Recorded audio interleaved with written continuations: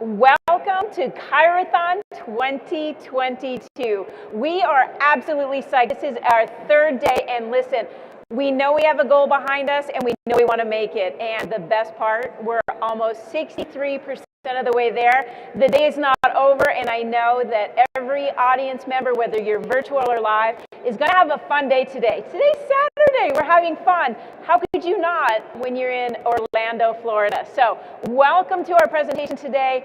5 fabulous speakers are going to be throughout the day. We have one of them with us today right now that's going to be outstanding. But first, we want to thank our very generous sponsors, NCMIC, who has generated a lot of goodwill and passed this vignette on to ACC, and we'll talk more about who they are in just a moment. I want to thank each and every one of you. I know there's a lot of people out there streaming virtually. We are on 12 virtual sites. Could not do this without the very, very talented ChiroSecure and helping us move this mission forward. So let's begin our first vignette of Saturday morning of ChiroThon 2022. With us today, we have Dr. Carl Cleveland III. And I want to talk to you a little bit about our sponsor that brought you here today, which is the Association of Chiropractic Colleges. They're a leadership organization absolutely dedicated to the chiropractic educational programs in the United States and Canada. It serves to advance excellence in education by leading a mutually supportive chiropractic academic community and by supporting students and research, and of course, evidence-based chiropractic. So we could not have a better guest than a doctor that's been here for 50 years supporting this fabulous community. Let me tell you who our special guest is. We have Dr. Carl Cleveland III, and he is the president of Cleveland University in Kansas. He has so many awards and leadership roles.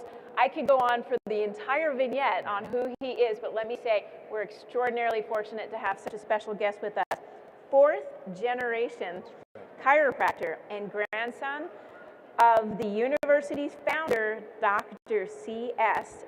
Cleveland Sr., and his beautiful wife, Dr. Ruth R. Cleveland. He's an author, he's an international speaker, and an educator. He's been championing this fabulous profession in higher education for, like I said, over 50 years, which we were blessed to have. He is the former president of the Association of Chiropractic Colleges, also the president on the Council of Chiropractic Education. Thank you. So we have a lot to cover, and I know that our audience is a very eclectic audience. We have potential patients that are willing to see chiropractic. We have family, friends. We have colleagues, doctors of chiropractic here and online, and I know their staff. So we're going to try to meet the needs of everyone here, and that's our primary purpose.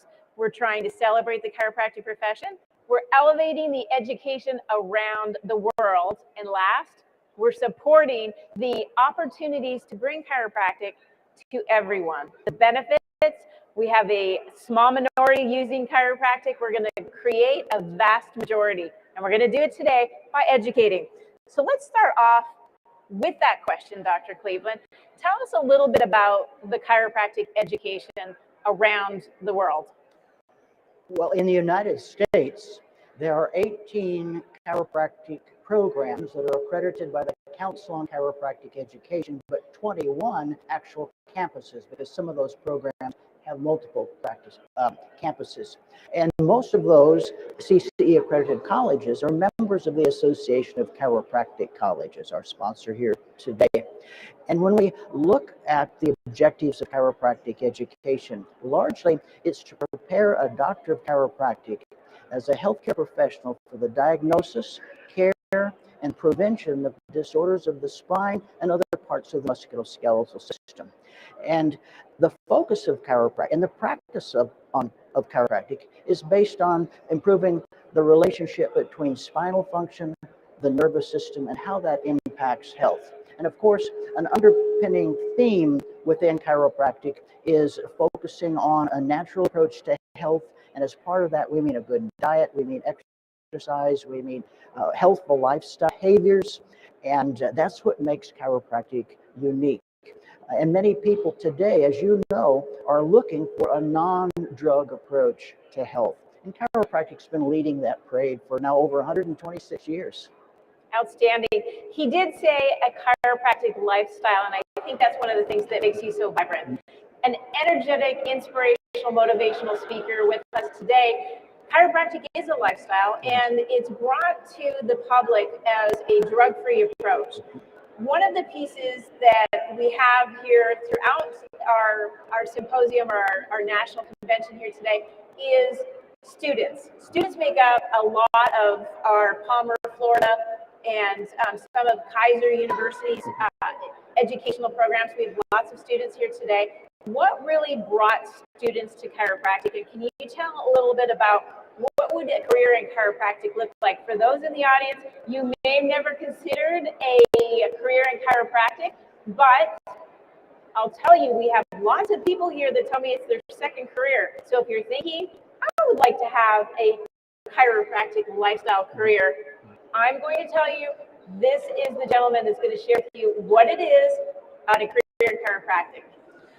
Most of the students coming into chiropractic college have been chiropractic patients, not all, and they have experienced chiropractic themselves, and they want to give those same results to other people.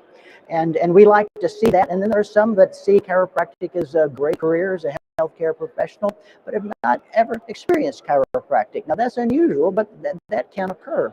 And today the opportunities for chiropractic, first of all, to be accepted into one of the accredited chiropractic programs, the student must have at least 90 hours in specific sciences.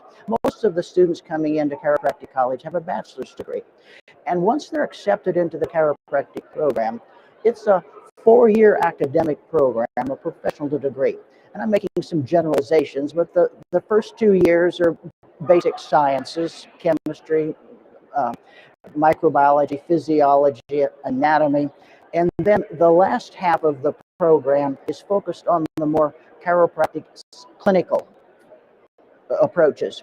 Now, again, I'm generalizing because most of the programs will intermingle chiropractic and basic sciences along the full excursion of the curriculum. Oftentimes, the last year or the last 2 years in a chiropractic program, the student focuses on direct patient care, where they're actually treating patients from the public, or they're going out to satellite clinics that the colleges may have. For example, we have chiropractic programs that have affiliations with the Veterans Administration hospitals in their area, and therefore the students may spend time treating patients in that veteran center. We have colleges that have affiliated clinics with inner city core urban clinics, which provides an experience that may be far different than what they may see of the typical practices of Dr. Chiropractic. And once they have graduated from the 4-year program, as they are moving through the program, they will take the national board. There are 4 parts of that. And once they've completed the national board, all 4 parts, and have the degree from a CCE accredited college, they may sit for licensure in all 50 states in some 20 foreign countries. It's literally the world of opportunity for chiropractic. And what we see, most of our graduates, I'm speaking for Cleveland now, will go into private practice when they graduate. They want to be their own boss, set their own hours. But then many of our graduates are going to work in the VA, or going into multidisciplinary practices, or going into specialty practices in chiropractic, family practice, pediatrics, sports practice. Tremendous opportunity for this profession to grow in so many different disciplines. And an emerging discipline, subspecialty in chiropractic, is animal chiropractic. Very interesting. Some people think animal chiropractic. Well, put this in perspective. Animal spines, they have a nervous system, they get beat around, tugged on their leash, and I've seen some dramatic responses to with animals with chiropractic care. So there are many specialty operations, but what is so rewarding about being a doctor of chiropractic, You to see changes in people's lives. Typically, you'll set your own hours, so you have flexibility to be with your family and schedule your patients accordingly. But what's most important, you see, for that factory worker that can go into the plant on Monday and earn a day's wage pain-free, that chiropractor's the hero. Or maybe it's that third grade teacher that's free of migraine headaches because she's been under chiropractic care and she can walk into that classroom and be a better teacher. Or maybe it's the corporate executive that simply wants to improve his golf swing on Saturday. The chiropractor's the hero. Or maybe it's simply a grandfather like me that wants to be able to pick up his granddaughter after church on Sunday and dance around the room and have flexibility and mobility. It's just so rewarding to see the genuine expression of appreciation and love and genuine gratitude from the patients whose lives we change using these hands. I think it's one of those most fabulous things that happen when you recognize that it's a drug-free profession. And so many times we don't really take that into account until you are a bus driver and you think to yourself, I can't take an opiate. So how do I get the help that I need? Bus drivers sit for 8 to 10 hours a day. You know, you're on your feet in a factory and the last thing you need to do is have a medication that creates more of a fog or perhaps even endangering your other employees. Absenteeism goes down when you're having an adverse event from the medication you take. So some of these factors play a big role. And the role now is research. What does the research say about absenteeism, presenteeism? We know we have an opioid epidemic. We know, unfortunately, we have a mental health crisis. And we're reflecting now on our lifestyle choices. Can you comment a little bit about some of the research that we're seeing coming out? Well, there are multiple factors that are driving the increased awareness for chiropractic today. And largely it's driven by the research because the research brings credibility. That credibility brings increased awareness and then increased utilization and trust. And what we're seeing is study after study from the guidelines from the American College of Physicians, the Canadian Medical Association guidelines, even our own Food and Drug Administration guidelines for pain management. First look to non-pharmacological approaches as a first choice, and listed among those is spinal manipulation or the chiropractic adjustment. The research is bringing a tremendous opportunity for this profession, and from cost effectiveness to improved function to interesting studies talking about the role of chiropractic in fall prevention in elderly patients. And who doesn't have a friend or a relative who's aged, who's tripped, who's fallen, who's broken that hip, and then it's downhill after that. And if we can prevent that imbalance or that fall, think of the goodwill that we're creating for that family and for the caretakers and for that patient themselves. And you see, when a patient is in pain, they can't always relate well to their family or on their job. They can be depressed. If they can't get out of bed because of pain to go to the mailbox and get the mail, or even to take a shower, that's tragic, affecting the mental health of that individual and the stress on the family as a result of that. You're absolutely right. When you think about your activities of daily living, they're so altered. And many of you that are listening today, if you don't have a chiropractor and you're thinking to yourself, I may want to try this because I'm having troubles going up and down the stairs at my house, or I can't pick up my grandchild and I would like to improve my golf swing, then think about where you need to go to find a chiropractor, and we have you. You go to f4cp.org/find-a-doctor. That is one way to find yourself to a new journey, a drug-free journey that will make a difference in your life. Now, Dr. Carl Cleveland just talked about research, and we also relate to the #1 disability around the world, low back pain. And we know pain is one of the major generators of that. And when there's research, which I know you've been heavily involved in producing some information, Can you talk a little bit about this handy white paper that is right beside you and how much work it was to put together? Well, I'm happy to receive my copy. It's just been released here the last week. I'm honored, Dr. Sherry, that you and others who are in leadership with the F4CP have invited me to write the first edition, and now we have the second edition. And her assignment to me was to create a document that is for the consumer, for the layperson, but have the citations and the research that lets the public know about the safety, the efficacy, the cost effectiveness of chiropractic care. And in addition to that, the competencies and the training of the doctor of chiropractic. So we think we've created it here.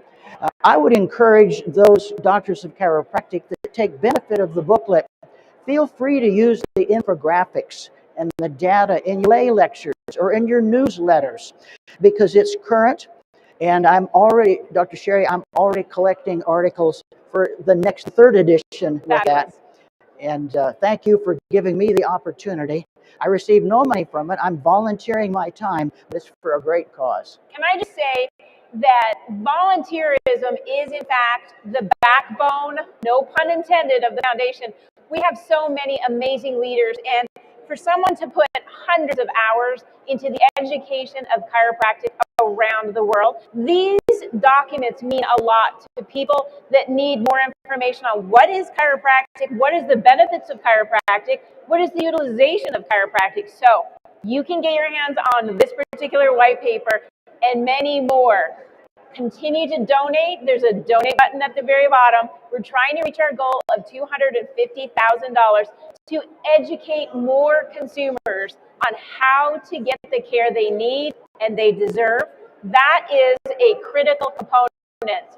We are at $162,000 of our $250,000 goal, and I will tell you this, we're going to make the goal happen. You're an active, orientated audience. We need you, and we will have an amazing moment on being able to get that utilization of chiropractic care. Now, speaking of utilization, Dr. Carl Cleveland, one of the pieces is we're seeing a lot more insurance companies see the value-based care that's being offered by chiropractic. So we have corporations that are starting to have wellness programs, and the chiropractors are the leads. We've got many Fortune 50 companies asking, how do we get our chiropractic profession involved in our wellness program? Can you comment a little bit about what is the value-based reason to add chiropractic, and why are the insurance companies now coming to us and asking, what are you offering and how are you doing such a great job of patient satisfaction? Well, in the context of the insurance reimbursement, they are finally coming around to recognize that it's a business decision. By including doctors of chiropractic and reimbursement of chiropractic services, it gets the patient back to work, saves the insurer money, the patient time and convenience, and in addition to that, more productivity on the job. If we can keep that patient on the job, the employer wins, the employee wins, the reimbursement system wins, and the facts speak for themselves. Study after study shows that the intervention of chiropractic, at least for back pain, neck pain, and headaches, as a first choice, is far more cost effective than going a drug or a surgical route. Now, sometimes drugs and surgery are necessary, but if there's a way that we can help prevent the need for that, that's a healthier world. And you know, I've seen tremendous change. I will have taught my, now 50 years I've been in chiropractic education. Congratulations. And in my own family, my great-grandmother was a chiropractor. My grandmother, my grandfather were chiropractors, and my mother and father were chiropractors. And my daughter and son are doctors of chiropractic too. So we have grown up in this chiropractic lifestyle that focuses on good posture, good nutrition, exercise, and all of those important things that are important to health. The benefit to the corporate America is you have from Google to Twitter to Cerner to Target, IBM, all bringing chiropractic into their on-site corporate wellness centers so that the patients, when they need health care at all, can simply go down the hall or to another floor and not have to worry about taking time off and driving somewhere. And chiropractic's an important part of that.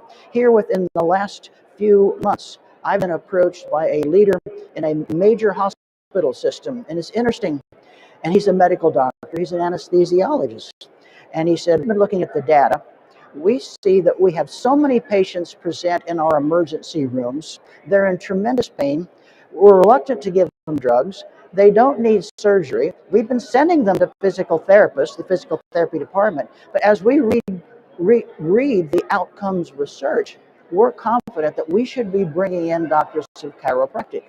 Follow-up on that conversation was, he says, "We have the budget to put 5 chiropractors to work right away in our emergency rooms." Now, my father and his father before him would never have thought that the medical system is saying we want to engage our doctors of chiropractic in our emergency rooms as a first point of defense to manage those pain patients.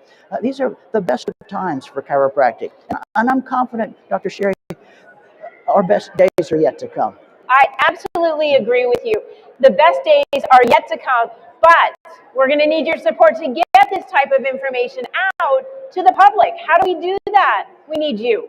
And we need to be able to get our message out in commercials, infographics, white papers. If you're a doctor of chiropractic, it is 100% easy to implement, easy to share. And if you're a consumer looking for the care that you want, you will find it in chiropractic because it is drug-free, and we do more than just taking care of pain.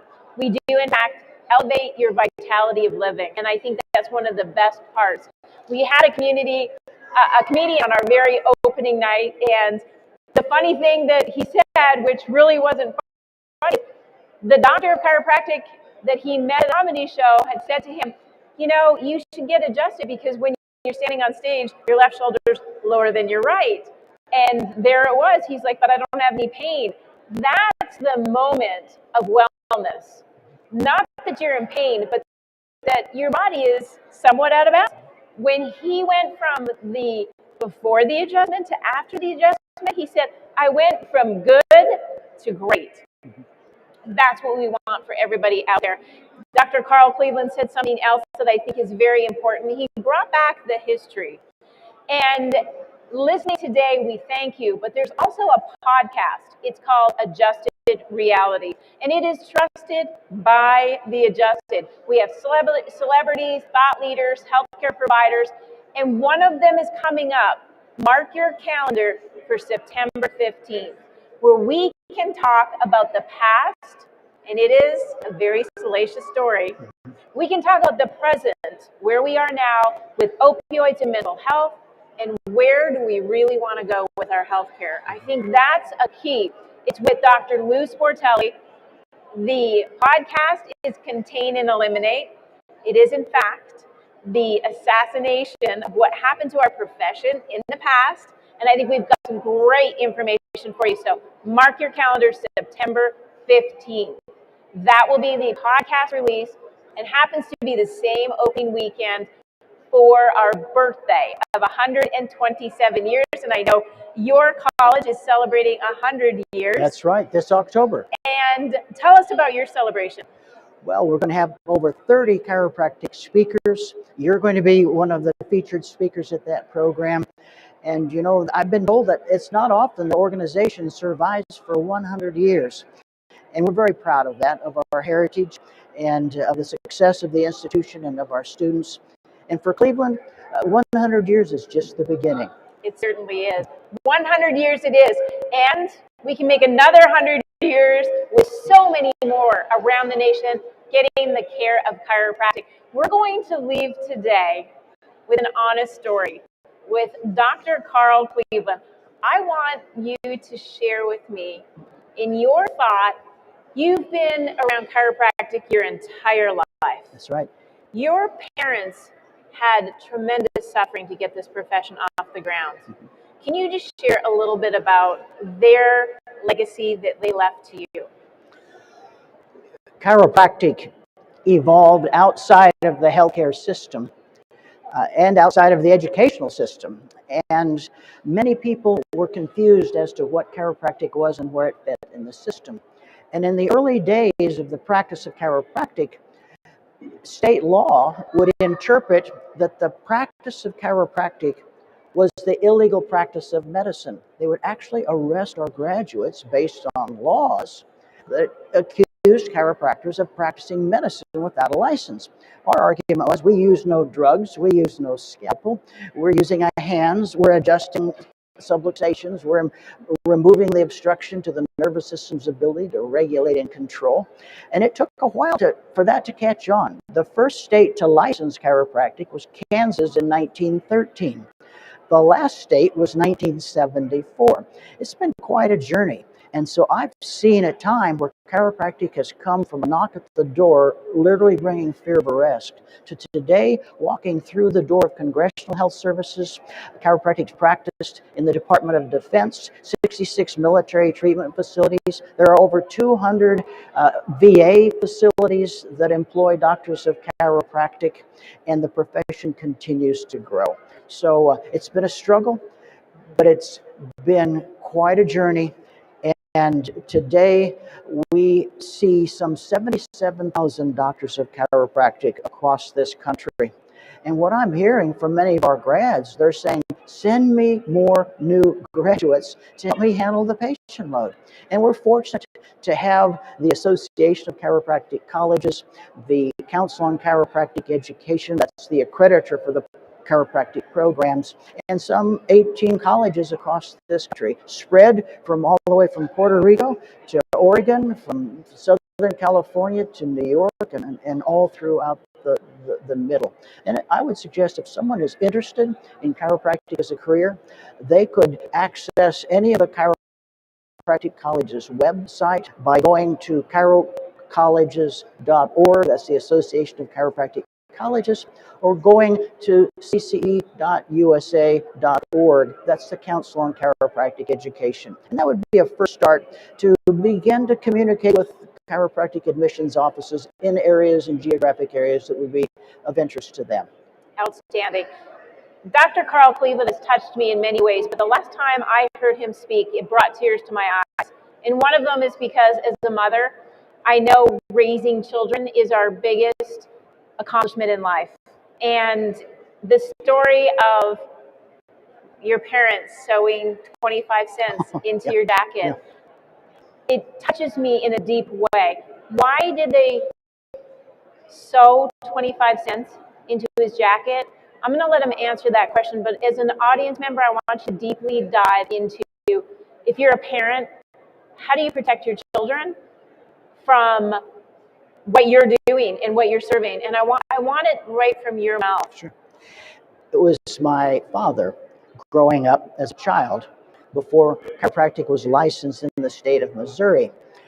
And he was told as a child, if there's a knock at the door, and where they lived, it was the college, it was the clinic, it was where they treated patients.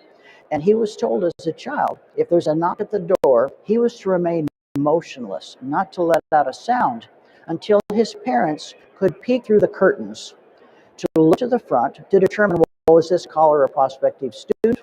Was it a patient seeking care? Or was it an agent sent to arrest them for the illegal practice of medicine without a license? And my grandmother sewed quarters into the lining of my father's jacket and said, son, if you come home and the house is locked, and if we're in jail, go next door, Miss Aletha will take care of you, and it's okay. You can rip open the lining to that jacket, because each one of those quarters will buy you a full meal at the restaurant of Prospect Avenue and Independence Avenue. And we've come a long way as a profession since that time. Is a wow moment. How many of us would go to jail for something you absolutely love, you're passionate about, and that you know makes a difference? And that's why we're doing this today, because we make a difference. People are suffering, they're addicted to drugs, they're mentally ill, they're in pain. And then we have people who've gone to jail for us to be able to offer this type of care. And now look how fast we're rising in healthcare and the actual reality now. 1 to 3 jobs available for every chiropractic graduate. It is amazing. And it is amazing because we have leaders like Dr. Carl Cleveland who are willing and able to stand up for this profession. And thank you and your entire family for such an amazing moment to get us to this place. So, as a listener out there, thank you for joining us today for this vignette. We know that it's not easy to be on social media on Saturday, because I know you have a lifestyle of getting out there and having some fun, maybe improving your golf swing, but thank you. We're going to make our donation goal today with you so that we get the small minority that are seeking care to be the vast majority of true wellness care. And together, we'll make that difference. Thanks so much for joining us. Meet us back here at noon with former linebacker, Detroit Lion, Big Joe Foria. We're going to have some fun. See you soon.